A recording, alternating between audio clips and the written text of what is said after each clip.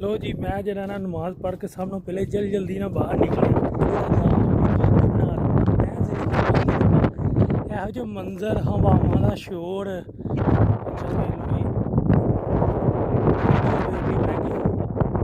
शीशे थले करके सुकून ना जाके नमाज पढ़न दे यही होवे पाकिस्तान। तो मैं नाल 3-4 गार्ड रखने सी इसे गलो अल्लाह ने दिती नहीं शीशे थले सुकून नाल नमाज पढ़न दे नाले इत्थे किन्ने लैके जानी जिन्ना जंगल बियाबान हवावां दूर दूर तक कोई नहीं। मेरे पीछे वेख लवो